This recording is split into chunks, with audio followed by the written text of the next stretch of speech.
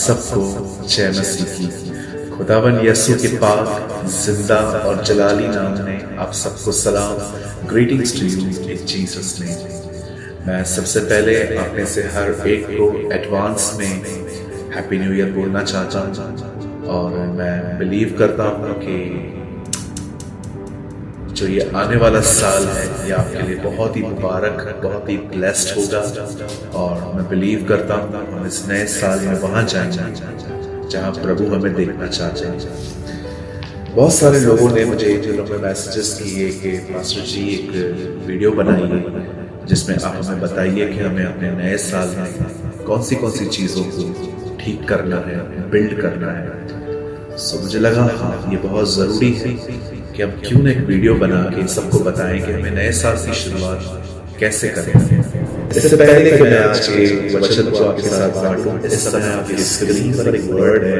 ये वर्ड है पहला कुरिन्थियों 6 अध्याय और उसका 17वां वचन। और जो प्रभु की संगति में रहता है वो उसके साथ एक आत्मा हो जाता है।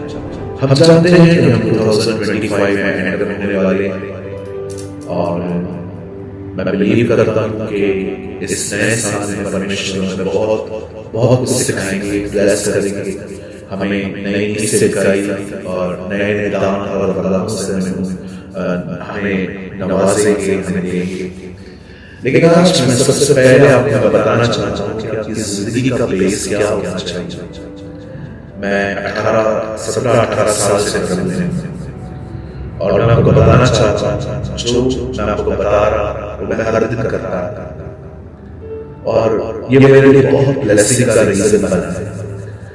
आज मैं जब मीटिंग्स के लिए बाहर जाता हूँ या मैं अपने कलीसियाओं को भी देखता हूँ तो मैं देखता हूँ आजकल बहुत सारे जो लोग हैं वो सेवकाई के लिए बहुत एक्साइटेड रहते हैं और हमें होना भी चाहिए। बाइबल कहती है कि जो कोई भी प्रभु की सेवा करना चाहता है ये उसके लिए उत्तम ख्याल है। लेकिन हमें ये बात समझनी पड़ेगी कि उससे पहले भी कुछ है हमारे लिए जो हमें करना चाहिए। यहाँ पर पौल कोरिन्थियों की कलीसिया को एक और खूबसूरत बात कहता है। वो कहता है कि जो कोई प्रभु के साथ संगति करता है वो उसके साथ एक आत्मा हो जाता है। मैं चाहता हूँ आप सब ध्यान दें। जब आप उत्पत्ति का एक अध्याय पढ़ते हैं तो आप उसमें देखते हैं कि कैसे परमेश्वर ने अपने वचन के द्वारा हर दिन इस दुनिया का निर्माण किया। How God created this world through His word. Bible कहती है कि परमेश्वर ने सबसे पहले ज्योति बनाई, उसके बाद परमेश्वर ने बाइबल कहती है पानी का एक हिस्सा ऊपर डाल दिया जिसको आज हम आसमान कहते हैं। उसके बाद परमेश्वर ने उस पानी को जो नीचे था उसको अलग किया और सूखी भूमि दिखाई दी जिसको परमेश्वर ने पृथ्वी और जो पानी उसके साइड में किया उसको समुद्र रखा। और उसके बाद परमेश्वर ने प्लांट्स बनाए, पेड़ बनाए, उसके बाद परमेश्वर ने सूरज चंद्रमा बनाए और फाइनली परमेश्वर जानवरों को बनाता है, पानी के बर्ड्स और पृथ्वी पे रहने वाले जंतु बनाता है। ये सब बनाने के बाद बाइबल कहती है उसके बाद परमेश्वर ने कहा आओ अब हम मनुष्य और जब परमेश्वर ने मनुष्य को बनाया वो 6वां दिन और उसके बाद लिखा है परमेश्वर ने 7वें दिन विश्राम किया। प्रभु थक नहीं गए थे। कुछ लोग लगता है कि परमेश्वर थक गया इसलिए विश्राम कर रहा था। जी नहीं, परमेश्वर इसलिए विश्राम कर रहा था कि 6वें दिन परमेश्वर ने उसे बनाया जो उसको रिवील करेगा, जो उसको प्रकट करेगा। मैं ये कहना चाहता हूँ कि परमेश्वर ने अपना रिप्रेजेंटेटिव बना दिया और जब परमेश्वर ने 6वें दिन मनुष्य बनाया तो परमेश्वर ने उसे क्या कहा 6 दिन काम करना, 7वें दिन विश्राम करना। बाइबल साफ है। और आप जानते हैं जिस दिन आदम का पहला दिन उस दिन परमेश्वर का 7वां दिन और जब आदम की शुरुआत हुई तो काम से नहीं परमेश्वर के साथ से हुई। सबसे पहले आपने से हर एक नए साल सबसे पहले ये चीज बिल्ड करनी है जितना हो सके आप में से हर एक परमेश्वर के साथ समय बिताना। क्योंकि परमेश्वर ने सबसे पहले इंसान को काम के लिए नहीं बनाया, उसने बनाया था कि वो उसके साथ रहे, क्योंकि आदम का पहला दिन परमेश्वर का 7वां दिन। और क्या आपने देखा, जब प्रभु यीशु मसीह मार्था और मरियम के घर आए, मार्था काम कर रही थी, मरियम बैठ गई। मार्था काम कर करके थक गई, और जब वो आई उसने क्या कहा, प्रभु आपको चिंता नहीं है, मेरी बहन ने मुझे काम करने के लिए अकेला छोड़ दिया। मुझे लगा प्रभु पैरी को डांटेगा, क्या कर रही है, वो अकेले काम कर रही है। पर आप जानते हैं यीशु मसीह ने मरियम को उल्टा एप्रिशिएट किया और मार्था को बहुत ही हम्बली रिव्यू किया और कहा, मार्था हे मार्था, तो बहुत सारी बातों की चिंता करती और घबराती है, परंतु एक बात जो मरियम ने चुनी है वो उससे छीनी नहीं जाएगी। मरियम ने क्या चूज किया था? मरियम ने चूज किया था कि वो यीशु के लिए कुछ नहीं करेगी, वो यीशु के पैरों पर बैठेगी और उसको सुनेगी। और आप जानते हैं बाइबल के अंदर प्रभु ने इसे उत्तम भाग कहा। आज बहुत सारे लोग हैं जो प्रभु को समय देते हैं, और मैं आपको इनकरेज करना चाहता हूँ 2025 में आपको अधिक देना चाहिए। लेकिन उन लोगों का क्या जो सारा दिन मोबाइल लेके बैठे हैं, सारा दिन सेल्फियां निकाल रहे हैं, सारा दिन घूम रहे हैं, फिर रहे हैं, दोस्तों के साथ मिल रहे हैं, उनकी पार्टियां, उनके इवेंट्स खत्म ही नहीं हो रहे। मैं आप में से हर एक को कहना चाहता हूं, मेरे भाइयों मेरी बहन, आप कितने भी हाथ रखो, आप कितने भी चर्चेस में जाओ, आपको ज्ञान मिलेगा, आपको कुछ इम्पार्टेशन भी मिल जाएगी किसी के हाथ रखने से। पर मैं आपको सच कहता हूं, परमेश्वर की सदगति एक व्यक्ति के चरित्र में बदलाव होता है।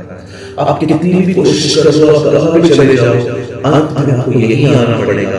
मैं आज आप में से हर एक को इस बेसिक टीचिंग के चैनल के इस वीडियो के थ्रू मैं आपको बताना चाहता हूं, मेरे भाइयों मेरी बहन, बाइबल कहती है परमेश्वर ने मनुष्य को अपने लिए बनाया था कि वो सदगति करे।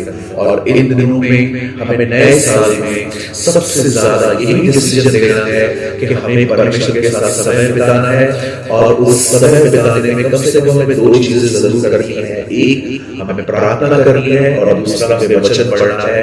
प्रार्थना में आप प्रभु से बात करें और वचन के द्वारा प्रभु आपसे बात करेंगे, और जब ये सहभागिता होगी आप बदलते जाएंगे, आपके चरित्र में चेंज आता जाएगा। और मैं आपको कहना चाहता हूं मेरे भाइयों मेरी बहनों, यहीं पर आप प्रभु की उपस्थिति में जीना सीखेंगे। आप जानते हैं जब कैथोलिक कुल अपनी सभाओं में आती थी तो वो अकेली नहीं आती थी, वो परमेश्वर के साथ समय बिताती थी, और उस महिमा को जो उसे प्रार्थना में मिलती थी उसका अंश लेके सभाओं में जाती थी, और लोग उसके प्रचार और उसकी आराधना के द्वारा आशीष होते थे। मैं आप में से हर एक को प्रोत्साहित करना चाहता हूं, क्या आपने देखा हमारे प्रभु ने क्या कहा, तो केवल अपने परमेश्वर की आराधना कर और उसकी सेवा कर। सेवा बाद में आई, पहले सदगति आई, पहले आराधना आई। अगर इस 2025 अगर आप खुदा के लिए कुछ करना चाहते हैं तो सबसे इंपॉर्टेंट ये है, उसे बहुत समय, उसे बहुत टाइम, उसके वचन में चले, उसके वचन में गहराई में चले, और जितना हो सके उससे बात करें। मैं आपको कहना चाहता हूं, आप आने वाले दिनों में उस सुकून का अनुभव करेंगे जो आपने आज तक कभी नहीं किया। आप उन आशीषों को देखेंगे जो आशीष आपने कभी नहीं पाई, और आप उन ब्लेसिंग्स को देखोगे जो अब्राहम ने देखी थी, जब परमेश्वर ने अब्राहम से कहा मैं तुझे आशीष दूंगा और तुझे आशीष बनाऊंगा। अब्राहम को परमेश्वर ने आशीष दी, और बाइबल कहती है वो आशीष क्या थी? कलीसिया। परमेश्वर ने उससे कहा था मैं तुझे बहुत सारी संतानें दूंगा, जाति जाति के लोग तेरे कारण अपने आप को धन्य समझेंगे, मैं तुझे तारों की तरह संतानें दूंगा। ये संतानें कौन है? ये हम है, ये कलीसिया है। यूहन्ना बपतिस्मा देने वाला ने क्या कहा? यह न सोचो कि तुम अब्राहम की संतान हो, परमेश्वर पत्थरों में से अपनी संतानें ले आएगा। हम पत्थर थे, हम पाप करते थे, हमें महसूस नहीं होता था, पर आज परमेश्वर ने हमें अपना आत्मा दिया, परमेश्वर ने हमें अपनी संतान कहा है। हम अब्राहम की संतान हैं। जब परमेश्वर किसी चीज को आशीष देते हैं वो चीज बढ़ती जाती है। मैं आपको भी कहना चाहता हूँ, परमेश्वर को हर चीज बताइए और हर चीज के ऊपर प्रभु की आशीष मांगिए, और जितना हो सके प्रभु को बहुत समय दें वचन पढ़ने में, प्रार्थना करने में, उसके साथ संगति करने में। इसी से आप आशीषित हो सकते हैं। यही आदम की जड़, यही इंसान बनाया गया है। मैं उम्मीद करता हूँ आज इस छोटे से वचन के द्वारा आपको समझ में आया होगा कि हमें आने वाले दिनों में क्या करना चाहिए। मैं आप में से हर एक को उत्साहित करना चाहता हूँ। हमेशा की तरह मैंने एक आर्टिकल लिखा है जिसका नाम है 2025 की शुरुआत। आप चाहें तो इस समय आपकी स्क्रीन पर एक नंबर है, आप सिर्फ हमें इतना लिख के भेज सकते हैं आपका नाम और आप कहाँ से हैं, ताकि हम आपके नंबर को सेव कर सकें।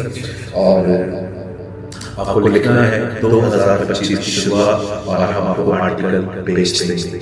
अगर आपने आज के वचन से कुछ लर्न किया, आशीष पाई, या प्रभु ने आपको स्पर्श किया वचन के द्वारा, तो इस समय आपकी स्क्रीन पर 2 नंबर है। याद रखिए, पहले वाला नंबर और ये नंबर दोनों अलग है। मिक्स मत करिएगा, क्योंकि हमारा सिस्टम बना हुआ है कि जिस नंबर पे हम आपको कहें कृपया उसी पे क्लियर करें ताकि चीजें आप तक पहुंच सकें। अगर आप चाहें तो इन दोनों नंबर्स पे हमें कमेंट करके आज बता सकते हैं आपने क्या लर्न किया। खुदा आप सबके साथ है। आप सबको जय।